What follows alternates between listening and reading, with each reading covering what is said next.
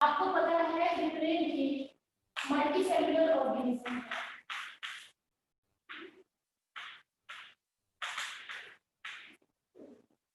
वो किस तरह से ग्रो करते हैं।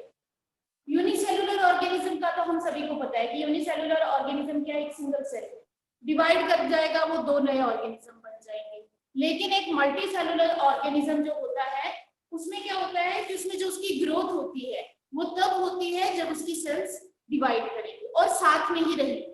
एक तो डिवीजन होगी और डिवीजन होने के बाद सेल्स आपस में ही ज्वाइंट रहेंगी। अब बहुत पहले जो है, जब बहुत ज्यादा टेक्नोलॉजी में एडवांसमेंट नहीं आया था, तो उस टाइम पे ये पता नहीं होता था कि सेल्स कैसे, लेकिन उसके बाद अगर आपको एक साइंटिस्ट का नाम याद हो, दैट इज रुडोल्फ वर्चुअल। इन्होंने एक बहुत ही इंपॉर्टेंट थिंग हमें बताई। क्या बताया? ओमिनिस सेलुला ई सेलुला। ये मेरे ख्याल से आपको सेल वाले चैप्टर में मैम ने भी बताया। Yes ma'am. ओमिनिस सेलुला ई सेलुला क्या मतलब है? All cell arise from pre-existing cells. Arise from pre-existing cells। मतलब जो पहले से सेल्स प्रेजेंट है उन्हीं से नहीं। इसके बाद हमें पता चला कि सेल्स प्रॉपर वे में डिवाइड करती हैं, उनमें प्रॉपर मैकेनिज्म है डिवीजन का, जिससे किसी भी मल्टीसेलुलर ऑर्गेनिज्म में जो नई सेल्स है वो एडप्ट होती रहती है। ठीक है, अब बात आ जाती है नेक्स्ट कि जब भी कोई सेल डिवाइड करेगी, मान लो एक सेल है उसे दो सेल बने, ठीक है, इसके कैरेक्टरिस्टिक्स आगे वाले सेल्स में भी प्रेजेंट होंगे। तो वो प्रेजेंट कब होंगे? जब कोई भी सेल अपने जेनेटिक मटेरियल को रेप्लिकेट करेगी, मतलब उसको डबल करेगी। क्योंकि अगर जितने इसमें अगर हम कह रहे हैं जितने क्रोमोसोम इसमें है, अगर हम चाहते हैं कि वही क्रोमोसोम इसमें प्रेजेंट हो, इसको जेनेटिक मटेरियल पहले क्या करना पड़ेगा? डबल करना पड़ेगा। ठीक है, क्लियर है सभी को? तो यहाँ पे उसके लिए वर्ड ब्रॉड सी चौक से लिखती हूँ, इन बच्चों को ज्यादा अच्छी तरह से दिखाई देगा। लाइट्स का पता है कहाँ से ऑफ किया बेटा तुमने? लाइट्स ऑन करके कर्टन ऑफ करो, लाइट ऑन कर दो। कहाँ से लाइट? एक बार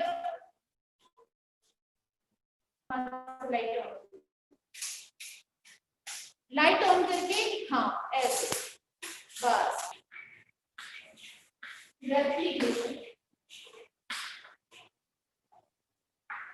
सेल अपना क्या करेगी? डीएनए डबल करेगी पहले। ठीक है, सारे ध्यान से सुनेंगे, मैं सुनूंगी यही बात को दोबारा से। डीएनए डबल होगा, फिर वो डीएनए जो है इनमें पास हो जाएगा, तभी जो इसकी कैरेक्टर है, जब हमें पता ही चल गया जो कैरेक्टरिस्टिक्स हैं वो किसके ऊपर प्रेजेंट होते हैं? डीएनए के ऊपर। तो वो कैरेक्टर तभी पास ऑन होंगे जब वो डीएनए पूरा का पूरा नेक्स्ट सेल्स में पास ऑन हो जाएगा। ठीक है, अब जो डीएनए है या जो क्रोमोसोम्स है, एक नॉर्मल सेल में जो क्रोमोसोम डिवाइड नहीं करते, तो उसमें क्रोमोसोम किस तरह से प्रेजेंट होगा?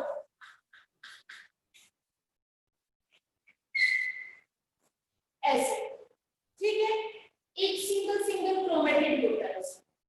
लेकिन जब भी सेल डिवाइड करने वाली होती है तो वो क्रोमोसोम में क्या हो जाता है? डीएनए उसका डबल हो जाता है। डीएनए डबल होने के लिए क्या होगा? हर एक में ये समझ गए? नॉर्मली आप क्रोमोसोम कैसे बनाते हैं? ऐसे। वो हम इसलिए बनाते हैं कि जब भी सेल डिवाइड करती है तो उस टाइम सेल डिवाइड करते टाइम क्या कर देती है? उसके इसमें मैंने आपको कल बताया कि उसमें क्या होती है? कॉइलिंग होती है, सुपर कॉइलिंग जिसको कहते हैं। ये कॉइल हो जाएगा डीएनए और आप क्रोमोसोम को जिस स्ट्रक्चर में देखते हो इस स्ट्रक्चर में। ठीक है, एक नॉर्मल सेल में कितने क्रोमोसोम होते हैं? हमारे 23 पेयर्स। मीन्स कितने होते हैं 46 क्रोमोसोम आर देयर। तो इसी तरह के 46 क्रोमोसोम्स होंगे, लेकिन जो वो इस तरह से रेप्लिकेट करेगा, अपने डीएनए की कॉपी बनाएगा, क्योंकि अब उसको कॉपी अपने डॉटर सेल्स को दी थी जो नई सेल्स बनेगी, तो उसका स्ट्रक्चर कैसा हो जाएगा, जो ये वाला था वो ये, और जो ये वाला है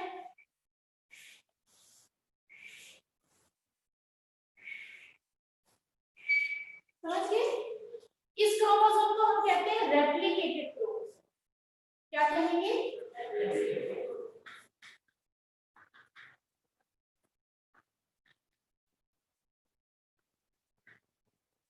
और इन दोनों को हम कहेंगे सिस्टर क्रोमैटिड्स।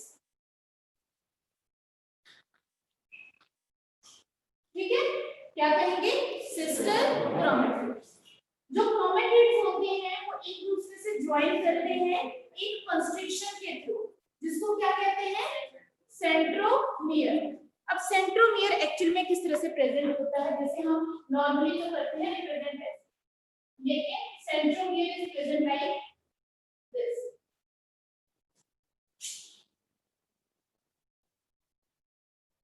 ऐसे that is a constriction. Centromere कुछ नहीं है, वहां पे भी डीएनए नहीं है उसके अंदर, लेकिन वहां पे एक कंस्ट्रिक्शन प्रेजेंट है। ठीक है, तो ये है सेंट्रोमियर। और सेंट्रोमियर के ऊपर कुछ proteinaceous disc like structures present होते हैं। क्या बोलते हैं इसको? क्या बोलते हैं भाई? घर वाले बच्चे बता दें जो बहुत ज्यादा पढ़ रहे हैं घर पे बैठ के। This disc-like proteinaceous structure that is known as kinetochore. ठीक है, ये बेसिक चीजें हैं। These are chromatids. ये दोनों chromatids हैं। ये बीच में जो constriction आई, constriction का मतलब होता है जहां से थोड़ा सा बीच में हो रखा हो, है ना, बीच में constrict हो रखा है, दब रखा है, उसको कहा सेंट्रोमियर। सेंट्रोमियर के ऊपर ये डिस्क लाइक स्ट्रक्चर, जिस बच्चे को दिखाई नहीं दे रहा वो साइड में किसी सीट पे बैठे हैं, जहां पे उसको कंफर्टेबल। ठीक है, अब इसके ऊपर disc like plate like structure है जो कि प्रोटीन से बना हुआ है, that is known as kinetochore. इसकी बहुत बड़ी इंपॉर्टेंस होगी, ये आपको याद रखना है, बाद में आपको पता चलेगा कि कितना ज्यादा इंपॉर्टेंट है। ठीक है, ये बेसिक स्ट्रक्चर याद रखना है। जब भी सेल डिवाइड करने से पहले इस तरह का क्रोमोसोम होगा, जब वो डिवीजन के लिए अपने आप को प्रिपेयर करेंगे तो क्रोमोसोम इस फॉर्म में आ जाएगा, क्योंकि हर एक की एक एक कॉपी बन जाएगी। ठीक है, जिस तरह फोटोकॉपी करते थे, दो में डिवाइड करना है तो हमें कार्बन कॉपी दोनों करनी पड़ेगी। इन द सेम वे यहाँ पे भी डीएनए की एक और कॉपी बन जाती है। मीन अगर इसके ऊपर 1 2 3 ए बी सी ये चीज इसके ऊपर प्रेजेंट है, in the same way A B C, इसमें भी A B C, समझ गए? तो जितनी चीज इसके ऊपर प्रेजेंट होगी उतनी इसके ऊपर है। ऑब्वियसली जब आप फोटोकॉपी करते हो, एक के ऊपर जो कुछ होता है वही दूसरे के ऊपर प्रिंट आउट हो जाता है। ठीक है, तो ये रेप्लिकेशन में आपने याद रखना, आपने एक चीज याद रखनी है कि स्टार्टिंग में हम ये स्टेज लेके चलेंगे, उसके बाद ये आएगी और एंड में हमें फिर से ये स्टेज लानी, क्योंकि ये एक नॉर्मल क्रोमोसोम का स्ट्रक्चर है, एक नॉन रेप्लिकेटेड सेल। ठीक है, ये और वापस डॉटर सेल्स में फिर से ये कंडीशन आनी चाहिए, हमें डबल नहीं चाहिए। डबल तो हमने किस लिए किया? क्योंकि डॉटर सेल्स में डिवाइड करना है, इसलिए हमें उसको डबल करना पड़ा। क्लियर है? ठीक है, अब हम बात आ जाती है सेल साइकिल पे। अब सेल साइकिल में काफी सारे फेजेस होते हैं, जिसमें सेल क्या करती है, अपने आप को प्रिपेयर करती है डिवीजन के लिए, वो डिवाइड करती है और फिर डॉटर सेल्स की फॉर्मेशन कर देती है, that is known as cell cycle.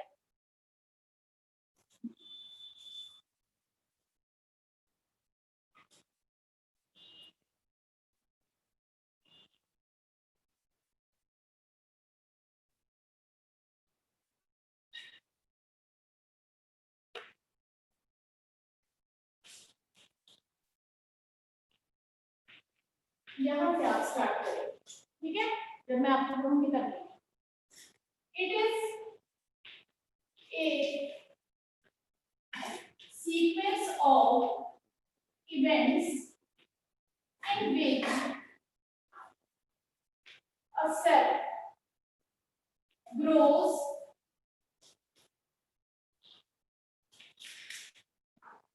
replicates its genome, and then eventually divide to form new cells. ये एक इवेंट है, ठीक है, साइक्लिक इवेंट है जिसमें एक सेल क्या करती है, पहले वो जैसे ही वो नई नई बनी है पहले वो अपनी ग्रोथ करेगी, फिर अगर उसको डिवाइड करना होगा तो अपने डीएनए को डबल करेगी, उसके बाद एकदम से वो डिवाइड हो जाएगी, ठीक है। अब जो नई बनी है वो ग्रो करेंगी, वो रिप्लिकेट करेंगी, तो that is known as cell cycle. जल्दी लिखें। Coming coming coming. Good morning. बहुत इंपॉर्टेंट टॉपिक स्किप कर रहे हो आप।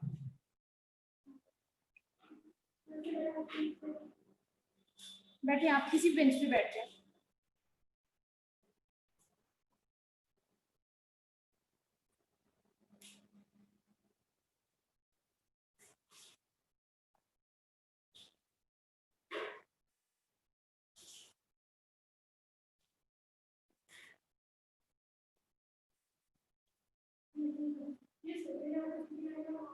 कहीं बैठ जाओ, कहीं बैठ जाओ। मैं इनको भी कह चुकी हूँ, अगर आपको दिखाई नहीं दे रहा दिक्कत आ रही है तो आप अंदर कहती हो।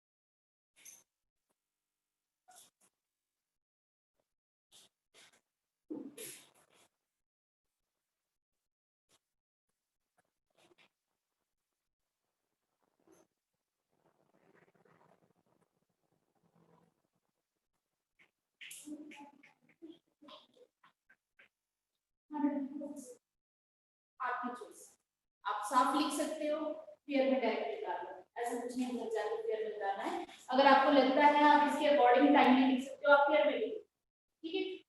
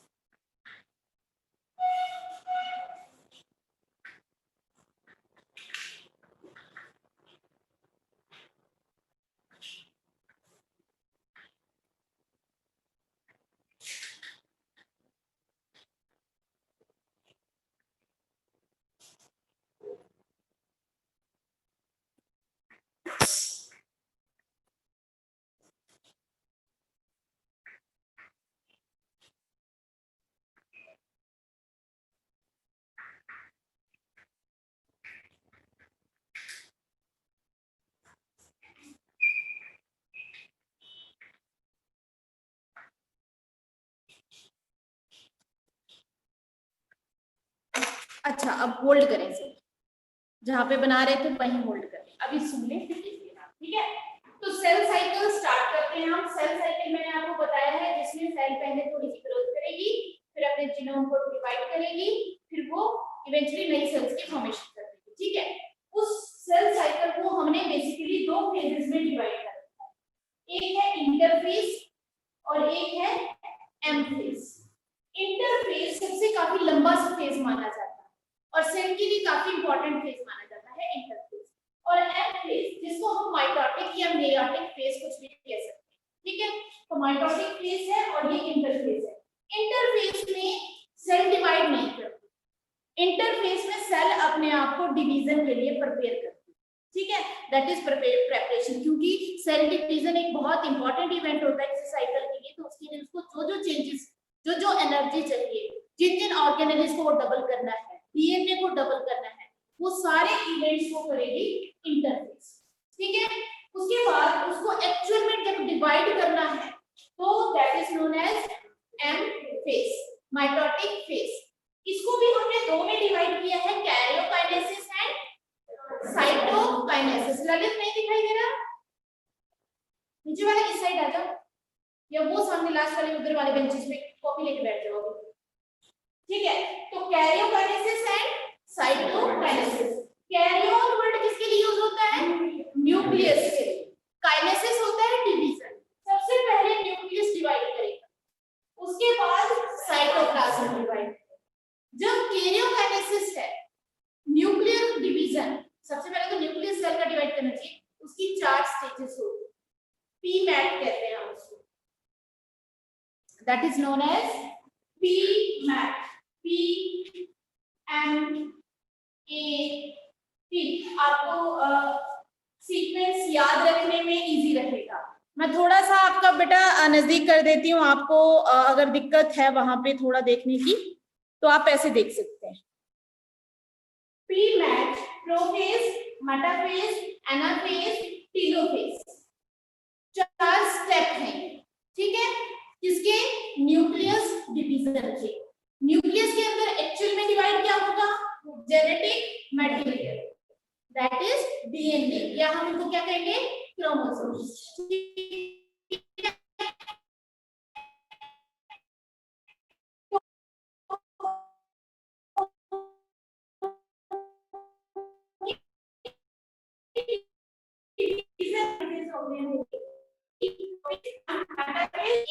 तो ये स्टेजेस हैं। तो सबसे पहले हम जो स्टार्ट करेंगे, we will start with interface, ठीक है। इंटरफेस जिसमें आपके कौन से स्टेजेस आ जाते हैं? वो आई फेज यहाँ पे खत्म हो जाता है, ठीक है। तो स्टार्ट करते हैं 1 by 1। अब ड्रॉ कर लें सभी।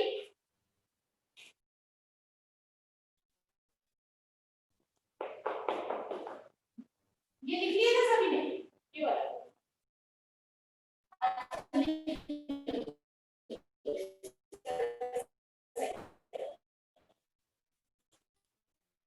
जी नॉट साइटोकाइनेसिस में आता है। जल्दी से लिखिए। Cell cycle is divided into interphase and anaphase. फटाफट, टाइम नहीं लगना चाहिए। हाँ बेटा मैम साइकिल तो आपको जी समझ में आएगा जी नोड फेज क्या होता है। हाँ बेटा, जी नोड फेज आपको एक्सप्लेन करूंगी, जब मैं इंटरफेस एक्सप्लेन करूंगी तो जी नोड उस टाइम एक्सप्लेन करूंगी। Okay ma'am.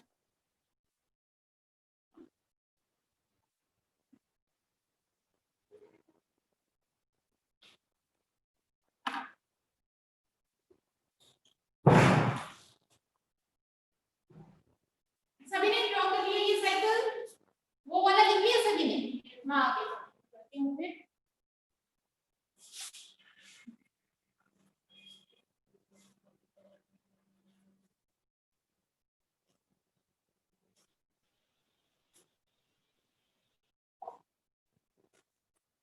अब एक बात और हम इसमें देख लेते हैं। सेल्स बहुत सारी हैं जिनमें डिवीजन होती है, लेकिन सभी सेल्स में जो डिवीजन होती है उसमें जो ये जनरेशन टाइम, पूरा टाइम पीरियड वो जितना लेती हैं वो अलग अलग सेल्स में अलग अलग होता है। कुछ का आप याद रखेंगे, जैसे आप लिखें नोटबुक्स में जल्दी। Generation time of bacterial cell, generation time पूरा होता है जिसमें इंटरफेस भी आ गया, एम फेज भी आ गया। Generation time of bacterial cell is 20 minutes.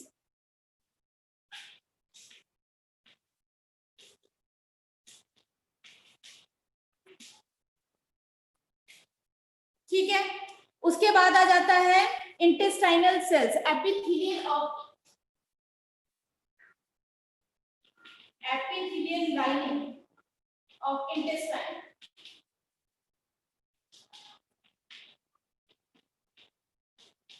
8 to 10 hours इतना लेती है ये पूरा इस साइकिल को कंप्लीट करने में। उसके बाद आ जाती है मैमेलियन सेल। हमारी सेल जो है नॉर्मल, बाकी सेल 24 आवर्स 24 आवर्स जो है इसके लिए लेती है, और ईस्ट की सेल 90 मिनट्स।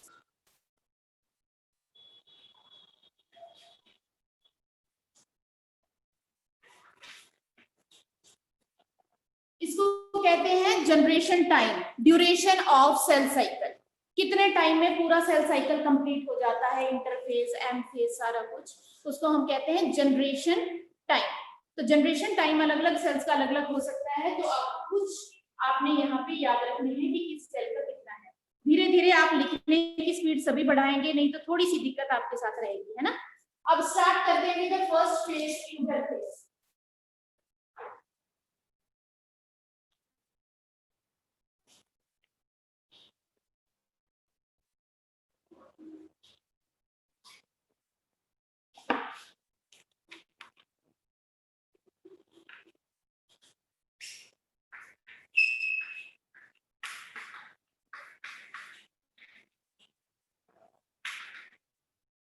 इंटरफेस करते हैं, सबसे इंपॉर्टेंट फेज है ये उस सेल का जो नई नई बनी है, ठीक है।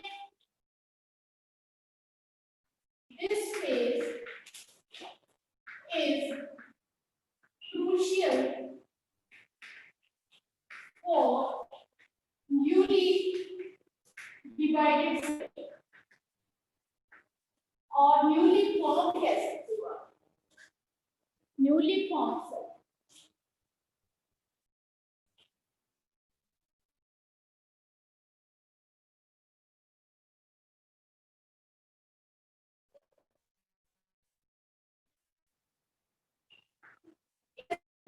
ये बहुत इंपॉर्टेंट होता है, क्यों? In this grows by dividing its organelle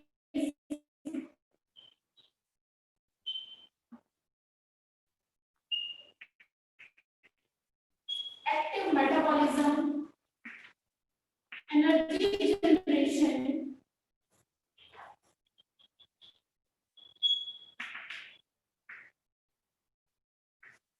and DNA replication, etc.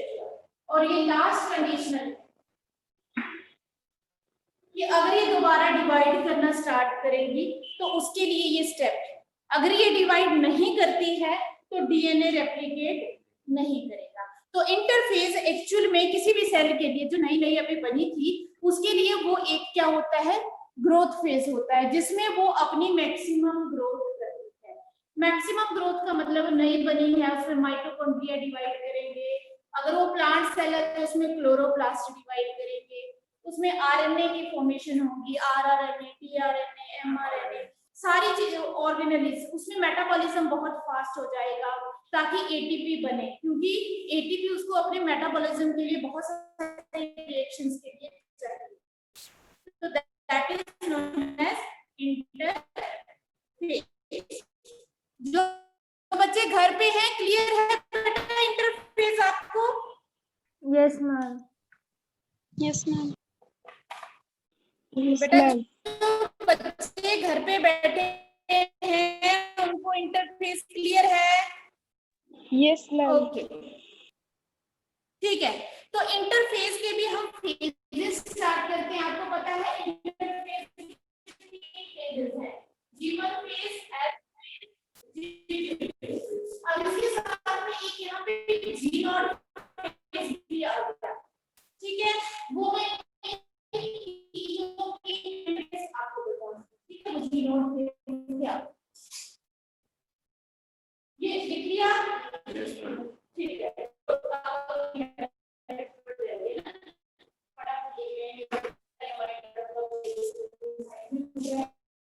Ma'am, board is not clear.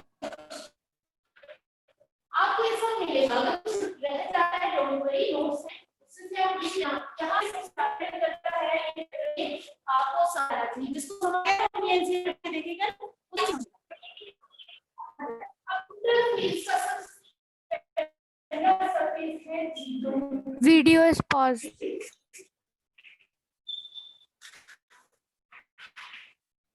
ठीक है, जीवन में अब क्या करें,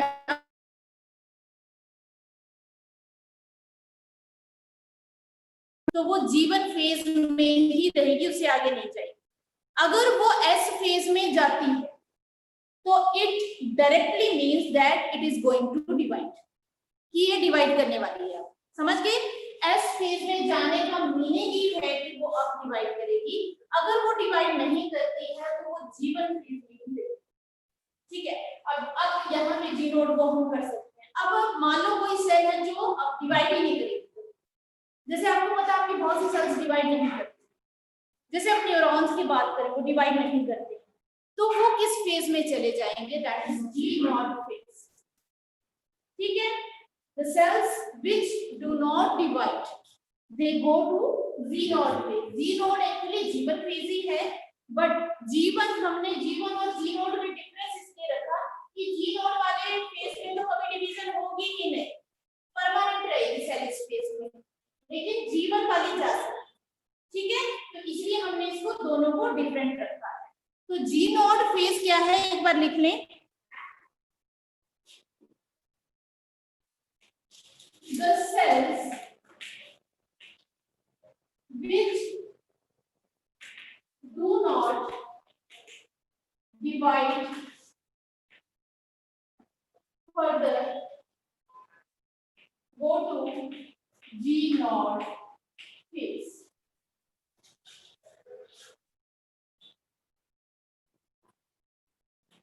और हाँ, इसके साथ में एंड स्टार्ट डिफरेंशिएशन।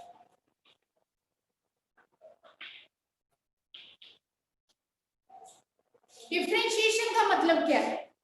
वो डिफरेंशिएशन स्टार्ट मतलब उनके स्ट्रक्चर में चेंज आने स्टार्ट हो जाते हैं according to their function.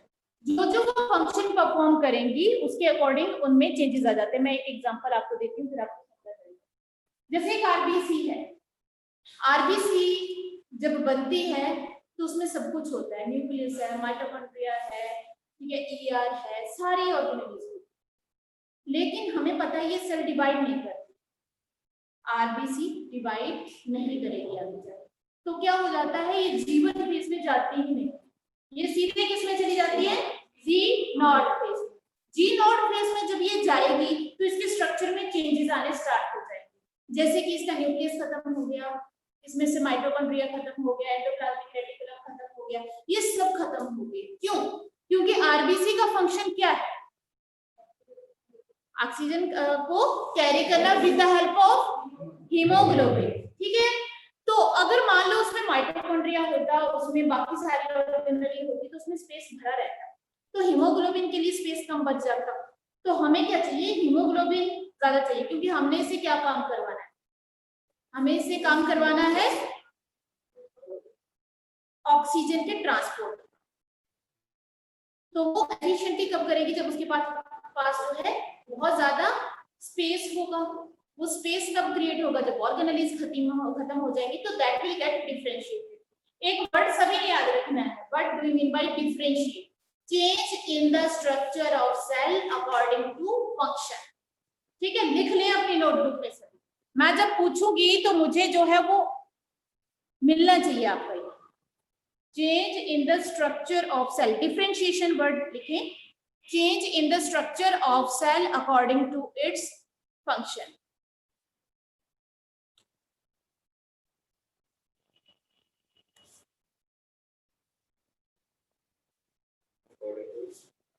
Function, ठीक है।